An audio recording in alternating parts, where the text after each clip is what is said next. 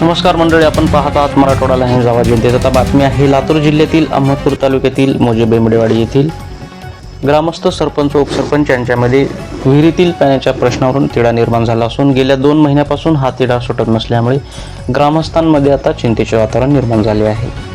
एकीकडे मराठवाड्यात तापमान वाढत असताना दुसरीकडे सरपंच, उपसरपंच यांच्याकडून आयरोला येणारी पाईपलाईन फोडण्यात आली असल्याचा आरोप ग्रामस्थांनी केला आहे.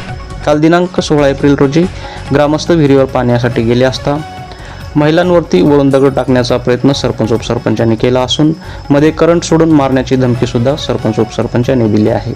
त्यामुळे हा तिढा कसा सुटणार व प्रशासकीय अधिकारी याच्यावरती काय कारवाई करणार, हा प्रश्न आता ग्रामस्थांमध्ये निर्माण झाला आहे.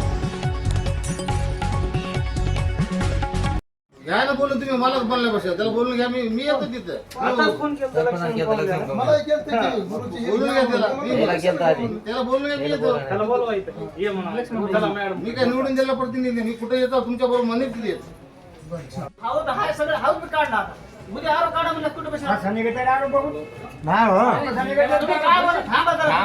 आरो काढा म्हणजे उद्या कसं करणार विहिरीसाठी 2 ट्रिप विहिरीच्या ठिकाणी आरो बसलो होतो. साहेब असं सुटसुटीत मोकळं बोला, असं अडकत तुम्ही बोलत नाही. नाही नाही नाही 100% ते म्हणे पुढच्या माणसाला बचाव करायला आपल्या वाडीला साहेब तुम्हाला हाव तर हाय सगळं हाव मी काढणार आता.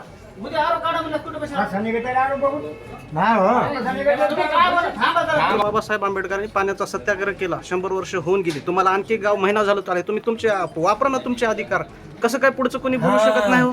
उन्हाळ्याचे दिवस अहो, माणूस पाणी प्यायला इथं ऑनलाईन बैठका पाणी प्यायला घेऊन पाणी शक्य होते का? म्हणजे साहेब की ती विहीर आहे का नाही, बोलवा तिथं प्रशासन, माणसाला पाणी प्यायला भेटत नाही म्हणजे. ते सगळे आले होते. ती विहीर आमच्याकडे कडलं नाही म्हणून मी ग्रामसभा घेतला. काम होत नसल्यावर राजीनामा देऊन टाकायचा. तेवढं कशाला टेन्शन घ्यायचं साहेब? जास्त लोडच घ्यायचं नाही. आपल्याला होत नसलं ना सरळ ड्युटी आपली सोडून टाकायचं, घरी बसायचं. काय करायचं मालकी करायचं. असलं तर मी त्या राजीनामा नाही त्याच्याकडे जाऊन नीट केलं असतं. त्याला मालकी असती तर कुणाच्या मालकीची विहीर आहे? विहीर कुणाच्या मालकीची आहे सध्या? त्याला माहित नाही ती. तुम्ही काय चौकशी केला तुम्ही? आजच्या काळामध्ये अधिग्रहणाचा तुमचा आकडा अधिकार आहे. अधिकार तुम्ही काहीतरी करा ना. तुम्ही तिथं दुसऱ्याचं नाव तुम्ही दुसरी विहीर घेऊ नका ना. यांचं म्हणणं तिथं पाणी गावाच्या जवळ घ्या कोणाच्या विहीर असली तर. पाणी पित आहे. ती विषय तो नाही. सोडून द्या. आता आग लागली आता बिल्डिंगला, त्याने हिर मला खोदून कसं इथे सांगा? तुम्हाला जमतंय का? आतापर्यंत पाणी तुम्ही कुठलं तेच पिलं? पितोय. मग आता तुम्ही दुसरी का बदलताय? दुसरी का दाखवते? सरळ विषय आहे ना. दुसरा विषयच नाही की आज तुमच्या बिल्डिंगला आग लागली आणि चला हिर खंदून पाणी वीज जमिना जमल का? यांच्या अधिकाराचा वापर करणार आहेत ना. ह्यांना अधिकाऱ्यांना कामच करायचं. 4 पिढ्यापासून आमच्या हाताची हिराची आता स्वतःची पट्टी घालून खाल्लेली आहे. नोंद नाही पण ती वडील पासून कधी 4 आता तुमच्या एकाच गावात नाही, ज्या ग्रामपंचायतच्या मध्ये बरेच आड आहेत, विहिरी आहेत. आता त्या लोकांनी उडवून टाकले, ते जुन्या काळात रेकॉर्डच उडवून टाकले. हा उठलं. पण आता 40-50 वर्ष झालं लोक पाणी प्यालेत ना. 200-300 वर्षाचा व्यवहार आहे. 4 वर्षाच्या खाली. पण आता नुकतीच बैठक झाली आहे सगळे पालकमंत्र्याची.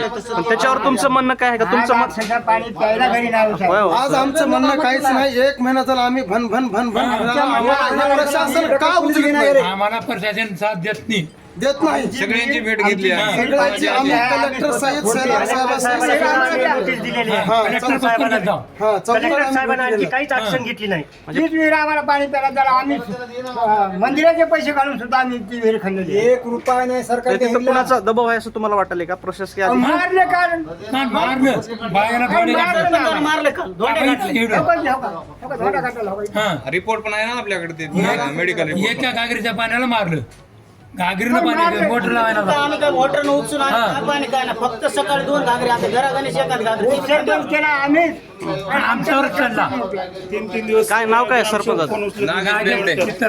नागेश बेंबडे यानं काल स्वतः आणि त्याच्या चुलत भावानं त्याच्या चुलत्यानं तिघांना मिळून दगड लोटले. मध्ये विहिरीमध्ये माणसं पाणी घेण्यासाठी गेले असतात. त्यांनी आणखी वरून दगड टाकले, वरून आणखी वायर टाक मोटरचं. म्हणजे लोकांना मारायचं होते का त्यांना? सोडून करंटला म्हणलं तर. म्हणजे तालुक्यामध्ये अहमदपूर तालुक्यामध्ये एवढा मोठा हा अन्याय होत असताना सुद्धा प्रशासन कोणतीही दखल घेत नाही. येत्या काळामध्ये नेमकी आता ऑनलाईन पालकमंत्री व सहकार मंत्री यांची बैठक झाली आहे की जिल्ह्यामध्ये आता पाणी पुरवठा सुरळीत असून कोणतीही म्हणजे पाण्यासाठी अडचण नाही असं म्हणतायत. पण या ठिकाणी बेंबडेवाडीचे ग्रामस्थ आहेत की त्यांच्याकडून 1 महिना झालं पाठपुरावा करून देतील, पाणी पिण्यास मिळत नाही. त्यामुळं या प्रकरणावर ग्रामविकास अधिकारी तसेच पंचायत समितीचे अधिकारी व या जिल्ह्यातील तालुक्यातील सर्व प्रशासकीय अधिकारी व राजकीय नेते हे प्रकरण योग्य रीतीने सोडवणार की यास राजकीय वळण देणार हे पाहणं गरजेचं आहे. पाहत राहा मराठवाडा न्यूज, आवाज जनतेचा. नागेश लांजे, अहमदपूर, लातूर.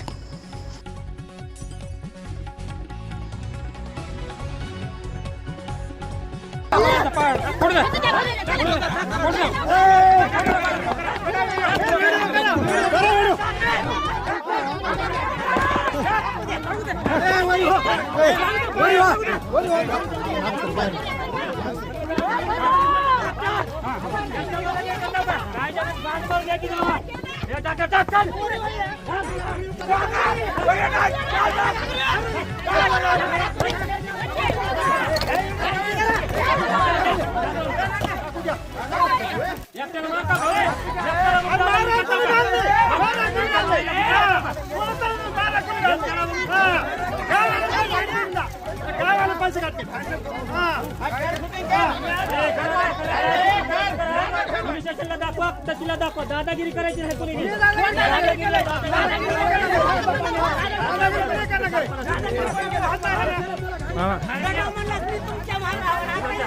दादागिरी करता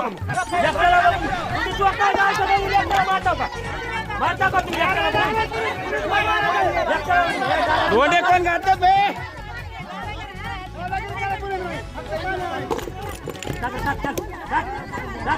चल